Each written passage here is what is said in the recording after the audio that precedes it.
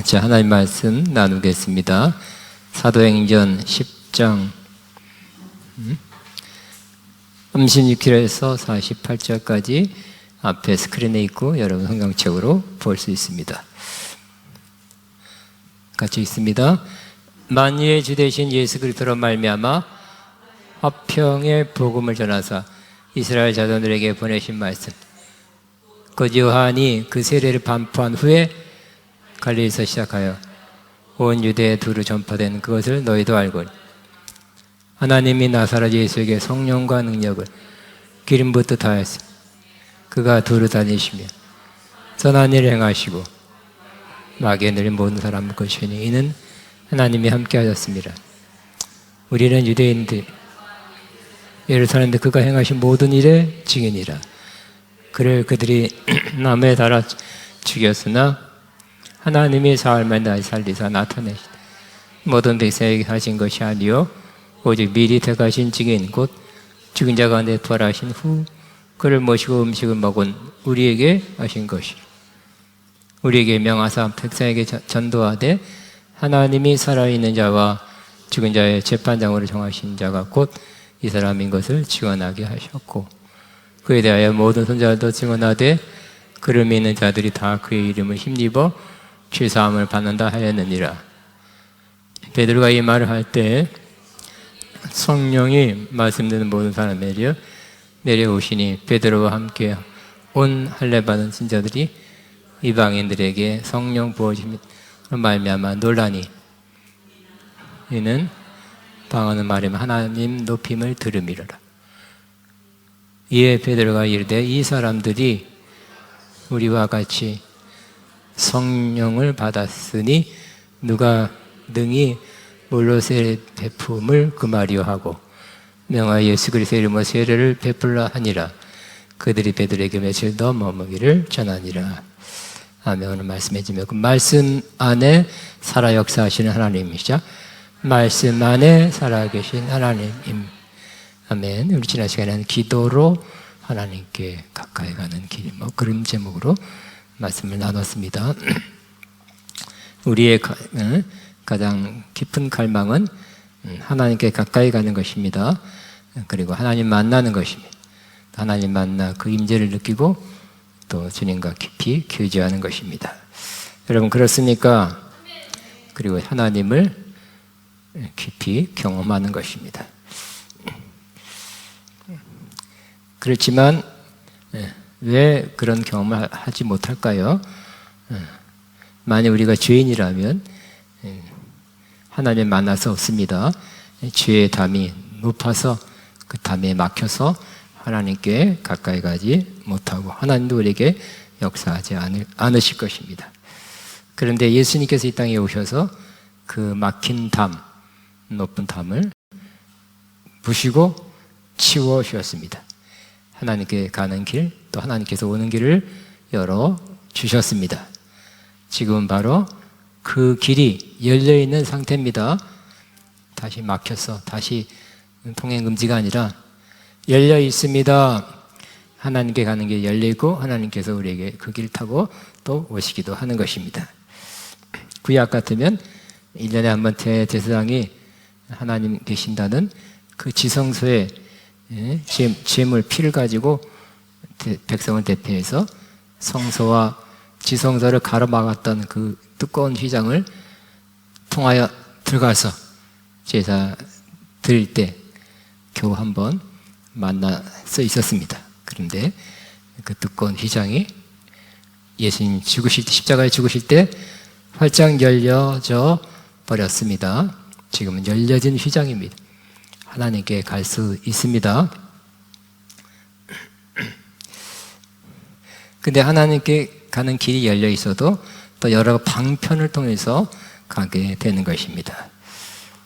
여러분, 우리 서울에서 부산까지 고속도로가 놓여 있습니다. 고속도로를 그냥 아무렇게나 갈 수 있는 거 아닙니다. 걸어서 못 갑니다. 자전거 타고 또 오토바이 타고 못 갑니다. 금지입니다. 어디 차량을 타고 갈 수가 있습니다. 이처럼 우리는 하나님께 기도를 통해서 기도로 하나님께 가까이 갈 수 있습니다. 이런 찬양이 생각났습니다. 내 모습 언제나 부끄러워 무릎으로 주님께 기도로 가오니, 기도로 간다 그랬어요. 자, 여러분이 기도로 가시기 바랍니다. 기도하면서 하나님께 가까이 가시기 바랍니다.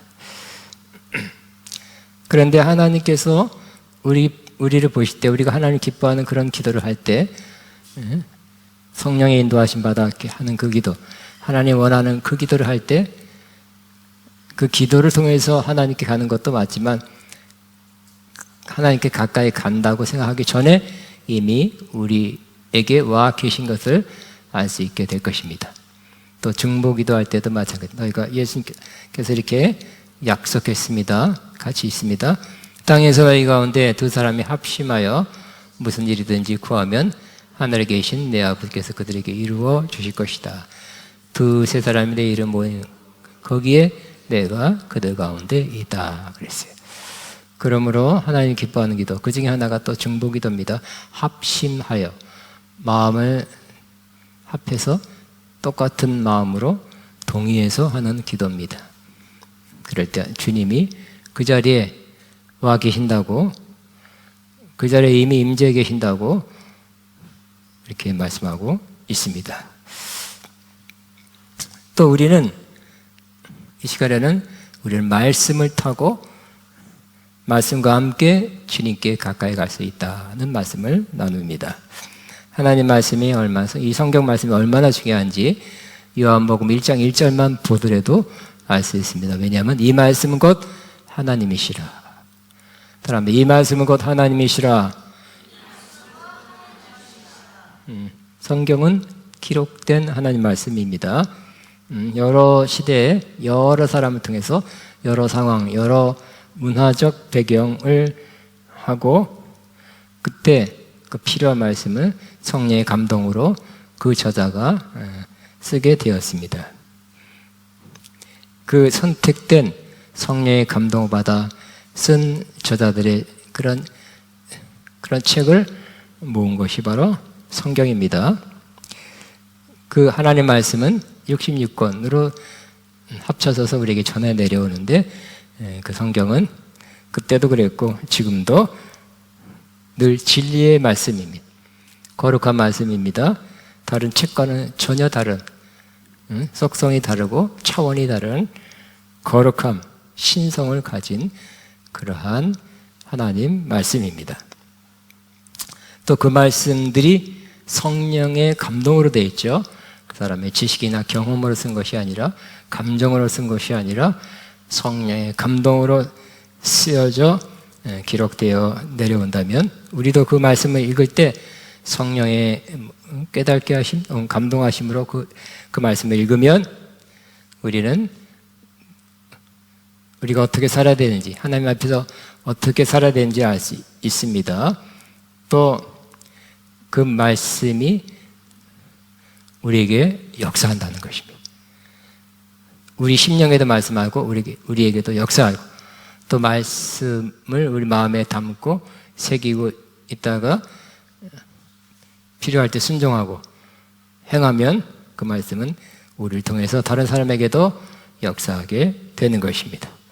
하나님 말씀은 가만히 있는 어떠한 문서가 아닙니다. 문서가 아니라 그저 철학적인, 종교적인 문서가 아니라 살아있는 말씀입니다.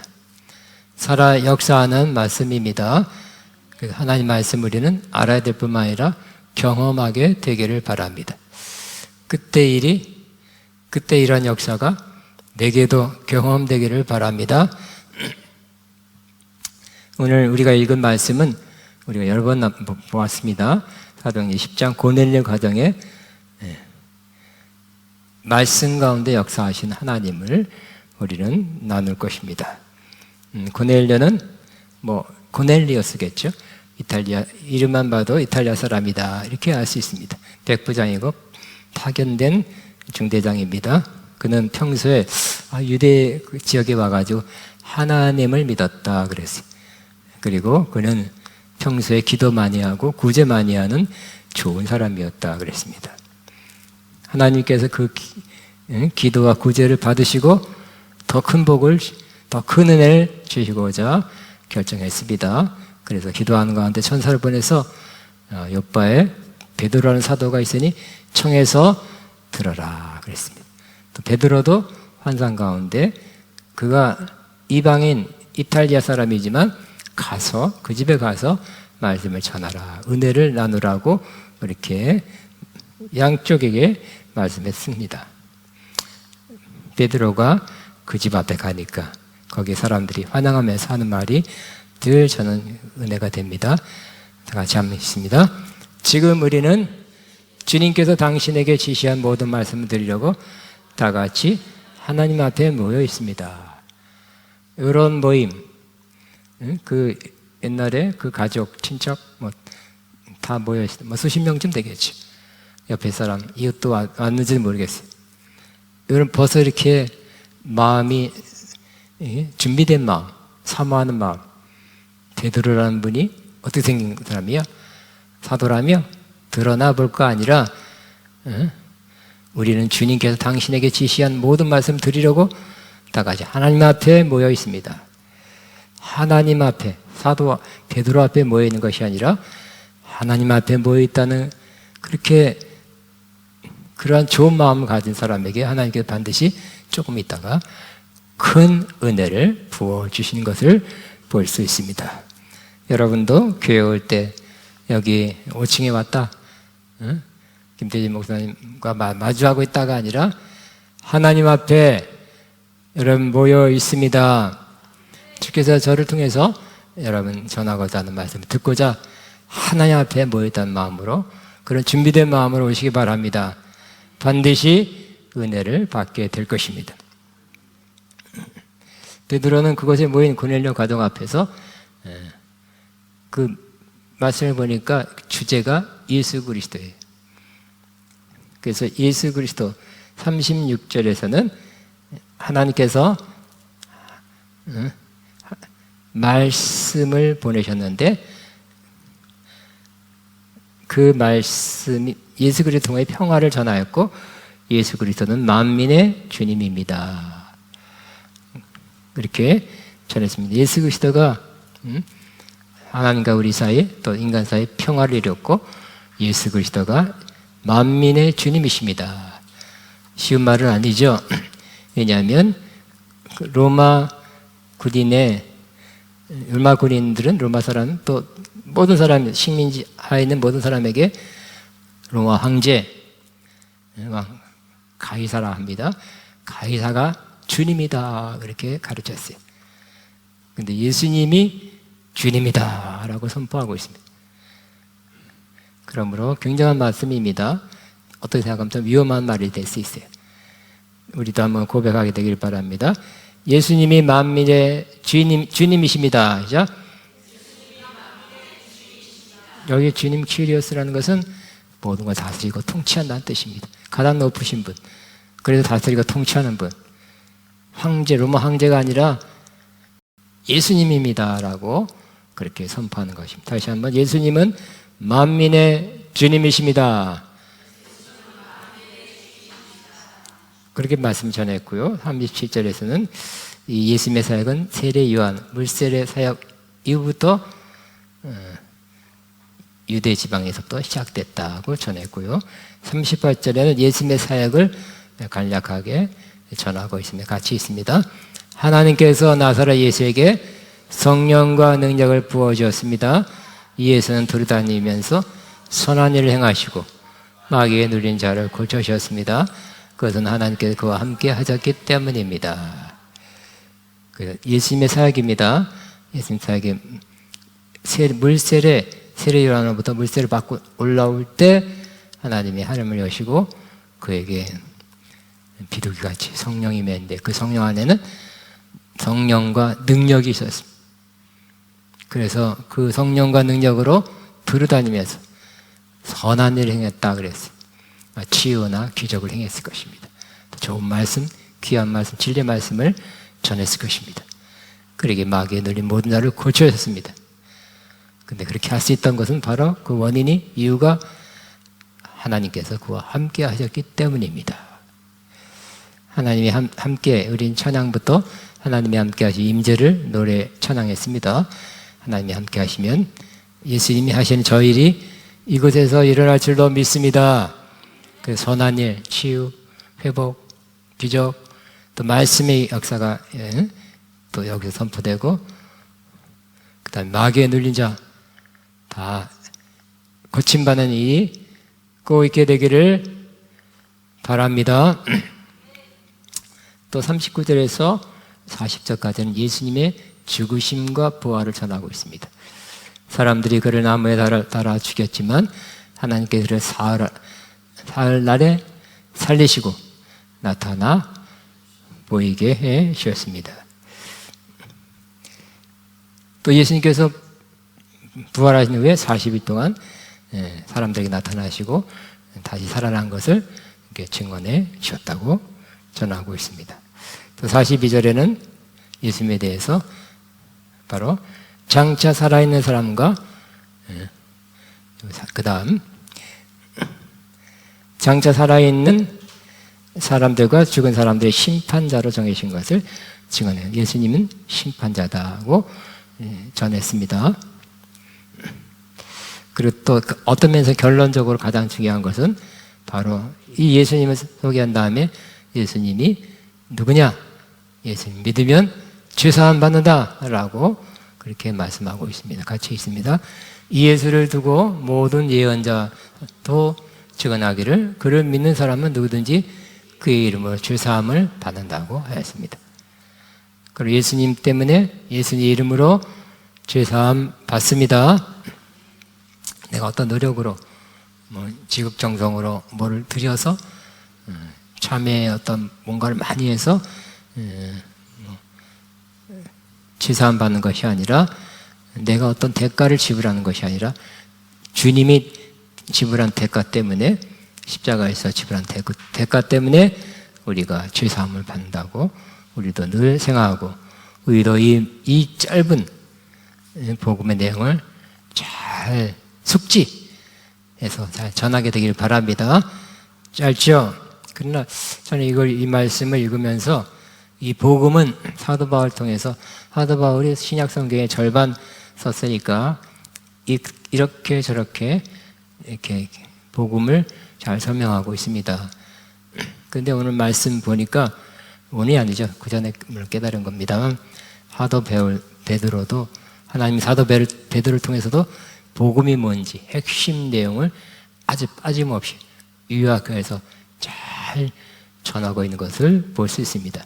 사도 베드로가 요거 한 5분 동안 5분도 안 되게 설교한 건 아니겠죠. 이러한 주제로 1시간, 2시간 전했을 거예요. 근데 핵심은 이거였다는 것입니다. 여러분이 또 읽고 외우고 마음에 막 숙지했다가 여러분 기회가 되면 복음을 전해서 그 사람이 죄사함 받고 구원받게 되기를 바랍니다. 여러분이 전한 복음이 한 영혼을 구원시킨다면 그보다 위대한 일은 없을 것입니다. 멸망 또 지옥 갈 운명이 그러한 영생 천국 갈 운명으로 바뀐다면 가장 위대한 일을 하게 되는 것입니다. 복음으로. 복음을 이렇게 잘 설명해 주시기 바랍니다. 큰 소리로 안 해도 됩니다. 작은 하는 이게 설명해 주는 복음 전함도 큰 역사가 일어나게 되고 한 영혼을 구원하는 복된 일이 일어나게 될 것입니다. 근데 이 베드로가 이 예수 그리스도의 복음을 전하고 있을 때 어떤 일이 일어났습니까? 그것은 바로 예수 그리스도의 복음을 전할 때 그들에게 성령이 임한 것입니다.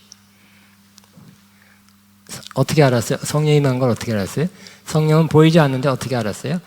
그들이 방언을 말하고 하나님을 찬양하는 모습을 보았기 때문에 그렇습니다. 그 방언이 하나님께로부터 온 방언이라면 바로 그가 방언으로 하나님께 기도하고 또 하나님께 찬양하게 된다는 것입니다.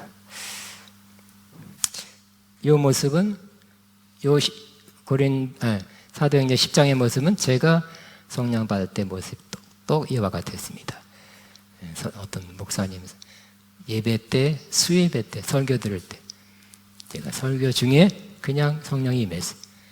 그리고 성령 충만 받고 방언이 나오고 할렐루야 할렐루야 하나님을 찬양합니다. 찬양하게 되었습니다.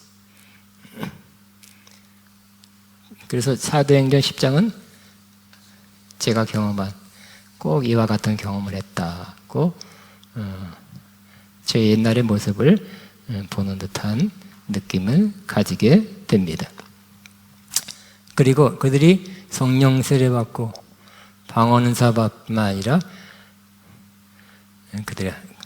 그들이 믿음을 확실히 가졌다는 것을 알 수 있게 되기 때문에 그들은 물세례를 줬죠. 일반적으로 말씀 듣고 공부하고 시간 지난 다음에 물세례를 받는데 물세례가 뒤에 왔어요. 성령 세례를 먼저 받고 물세례를 받은 사람이 됐습니다. 그 물세례의 의미가 뭡니까? 우리는 물세례 아무것도 아닌 것 같지만 나는 예수 그리스도를 믿는 사람입니다 하고 공식적으로 선포하는 것과 같습니다. 내가 누구랑 결혼합니다 하면 결혼식에서 많은 사람이 공포하고 알리는 것과 같습니다.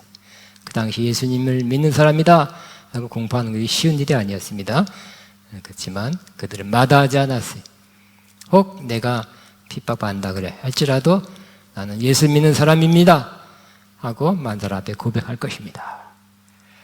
예수님이 나의 주님이십니다. 공개적으로 고백하는 의미에서 물세례를 받은 것입니다. 또 두 번째, 하나님이 말씀을 전할 때 역사했다는 그러한 기록이 사도행전 10장에는 말씀을 전할 때 찾아오신 거죠. 또 말씀을 전하는 그 현장에 찾아오신 경우가 또 고린도전서 14장에서 볼 수 있습니다. 고린도전서 14장은 예언을 매우 강조합니다. 교회에서는 예언하라 그랬어요. 한번 같이 한번 보겠습니다. 14장 1절에 사랑을 추구하십시오. 신령한 은사를 열심히 구하십시오. 특별히 예언하기를 열망하십시오. 예언하는 사람은 사람들에게 말하는 것입니다. 그는 덕을 끼치고 위로하고 격려하는 것이 말을 합니다. 그랬어요. 예언은 교회에 4절 보면 교회에 덕을 끼친다 그래 돼 있어요. 그러면 예언은 교회 회중 앞에서 이렇게 회중을 향해서 선포하는 것입니다. 성경 말씀을 또 예언이라고 합니다. 베드로 후서 1장 19 같이 있습니다. 또 우리에게는 확실한 예언의 말씀이 있습니다. 이 예언의 말씀의 주의를 기울이는 것이 좋습니다. 그러니까 성경 말씀을 예언을 했고 귀를 기울여라, 깊이 묵상해라 고 말씀하고 있습니다. 또 요한계시록이 요한이 밤모섬에 성령의 감동을 받고 하늘에 올라가서 들은 거, 본 거를 받아 썼습니다. 그리고 7개의 그 편지 형식으로 보낸 거죠. 근데 보내면서 하는 말이 뭐예요? 서두에 이 예언의 말씀을 읽는 것과 듣는 사람들과 그 안에 기록되어 있는 모든 것을 지키는 사람들은 복이 있다 이렇게 말씀하고 있어요. 예언의 말씀이래요. 사람들은 라오디게아, 에베소 이런 서머나 교인들은 책을 그러니까 서신을 읽었죠. 아마 두루마리 서신을 받았는데 예언의 말씀이다. 그 예언은 우리가 흔히 생각하는 사랑하는 따라하는 개인이 개인에게 하는 것이라기보다는 성령의 감동을 받은 것을 회중들에게 사람들에게 선포하거나 요한계시록 같이 기록해서 그 서신을 공개적으로 예배 시간에 읽어주게 돼 있었어요. 읽어라 그래 돼 있어요. 물론 성령의 은사와 기름 부음을 하는 그런 개인 예언도 하나님이 하게 하는 그 사람에게 할 수 있습니다. 그러나 전체적인 성경에서는, 특별히 신약에서는 예언은 성령의 감동을 받아 하나님이 주신 말씀, 또 성경의 어느 부분이 감동되면서 그 말씀을 성령의 인도하심, 조명하심, 또 다른 성경의 그 맥락 안에서 바르게 해석하여 전하는 것을 예언이라고 하는 것입니다. 그래서 저는 여러분 사도행 10장의 말씀을 가지고 지금 어떤 면에서는 설교하는 것이고 어떤 면에서는 예언하고 있는 것입니다. 근데 이 고린도서 14장에 보면 좀 뒤에 보면 그들이 예언의 말씀을 들을 때 어떻게 했습니까? 바로 그들은 하나님의 임재를 느꼈다는 것입니다. 하나님의 임재를 느껴서 들을 때 책망받고 마음에 찔리고 엎드려 하나님을 고백하는 사람이 되었습니다. 거기 고린도서 14장 제가 다시 한번 저와 여러분이 같이 한번 보겠습니다.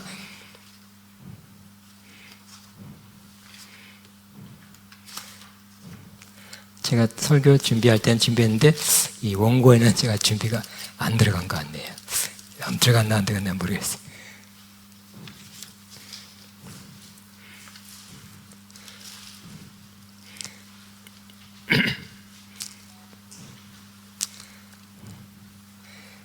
자, 14장 24절부터 그러나 다 예언을 하면 믿지 아니한 자들이나 알지 못한 자들이 들어와서 모든 사람에게 책망을 드리며 모든 사람에게 판단을 받고 그 마음에 숨은 일들이 드러나게 되므로 엎드려 하나님께 경배하며 하나님이 참으로 너희 가운데 계신다 전파하리라 그랬어요.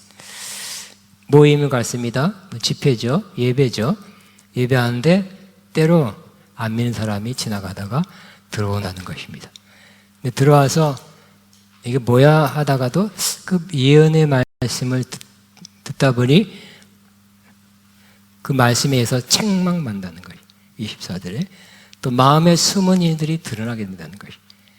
그래서 엎드려서 회개죠. 또 하나님 경배죠. 엎드려 하나님께 경배하며 하나님이 너희가 참으로 너희 가운데 계신다 전파하리라 그랬어요. 참 좋은 일이죠. 그런 일이 있기를 바랍니다. 그런 일이 이때까지 있어 왔습니다. 우리 와이프가 왜 이거 어디 가서 안 와? 하고 집회 갔다면 집회에서 뭐 하는 거야? 하고 찾아왔는데 조금 말씀 듣다가 회개하고 깨닫고 믿는 사람이 좀 있잖아요. 그런 식으로 안 믿는 사람이라면 하나님의 임재가 거기 있는 곳에서 뭘 느끼게 돼요? 첫째는 책망 드리며 많은 사람 판단받게 된다는 거예요. 회개해야 되겠죠? 그에게 걸림돌이 죄였습니다. 그러나 죄라고 의식하지도 못했어요. 그것이 하나님과 그 사람 사이를 막고 있었습니다.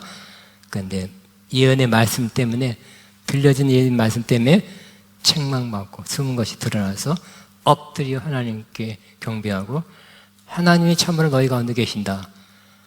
하나님 임재하시면 이제 안 믿다가 이제 믿기 시작한 사람에 의해서 고백된다는 것입니다. 하나님이 말씀을 통해서 그에게 역사했어요. 하나님 말씀 통해서 이미 와 계셨던 것입니다. 여러분, 하나님은 말씀 전하는 그 현장에 이미 와 계십니다. 고넬료 가정에 성령 주시고 은사 주시고 믿게 하시고 또 이 고린도서 14장에 보면 하나님께서 말씀 전하는 그 현장에 오셔서 안 믿는 사람이 들어오자 그 책망하고 숨은 일이 드러나서 죄를 깨닫게 하고 하나님께 경배하고 하나님이 참으로 너희 가운데 계신다 그렇게 고백하게 했다는 것입니다. 그래서 우리 아가페공교회도 그래야 됩니다. 말씀을 전할 때 하나님 여기 계십니다. 우리 믿는 자도 하나님 여기 계십니다. 여기 임재해 있습니다. 말씀을 전할 때 하나님의 임재를 느끼게 되시기 바랍니다. 또 누구를 억지로 힘들게 데려왔어요.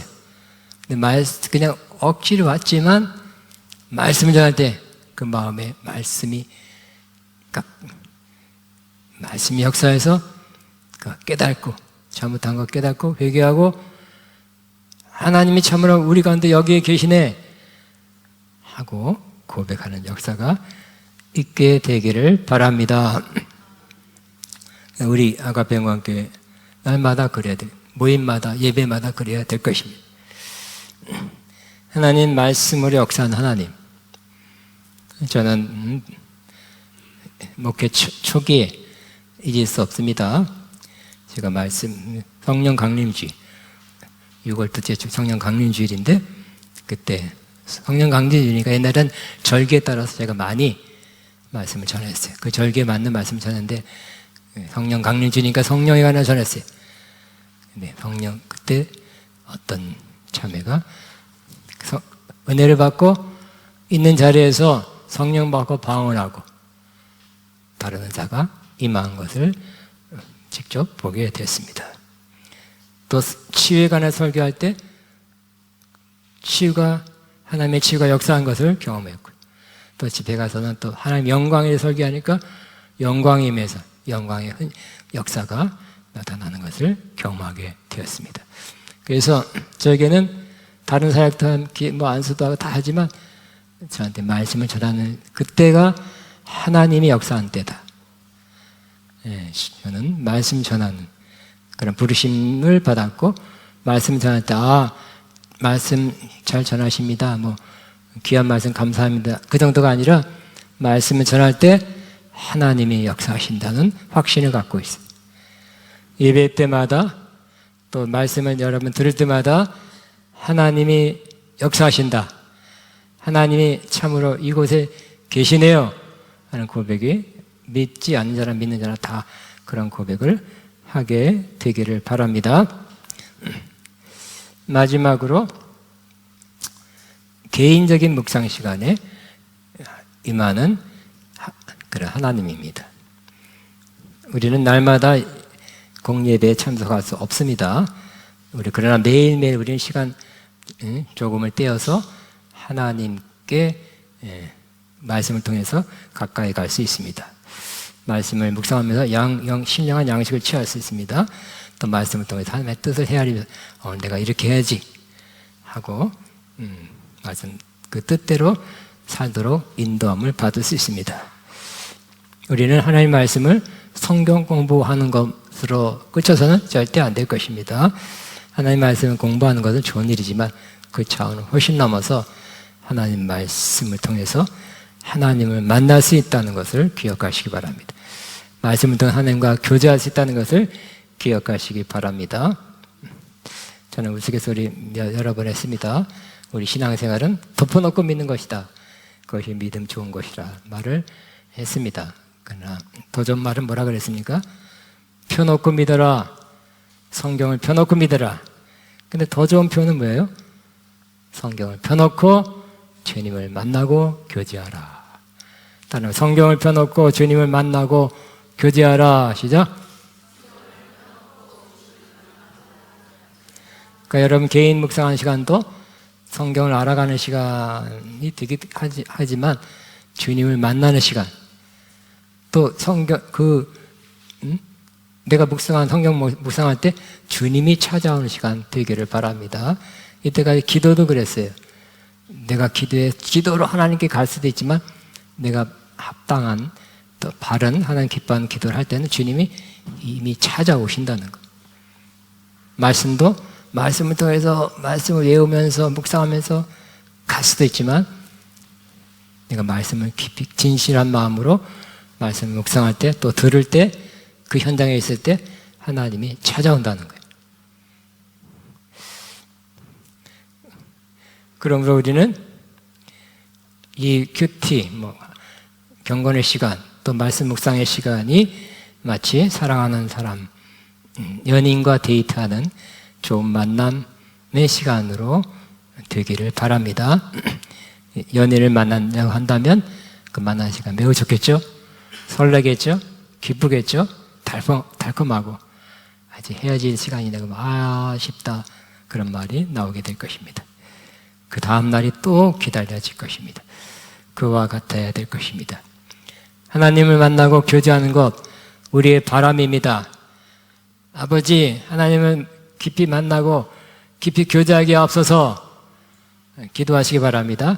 그러나 기도 차원을 넘어서 하나님이 말씀 묵상을 통해서 그렇게 할 수 있다. 이미 답이 정답이 나와 있습니다. 그러면 말씀 묵상을 통해서 꼭 하나님 연인 만나는 것처럼 주님을 연인으로 사랑하는 분으로 만나고 교제하게 되기를 바랍니다.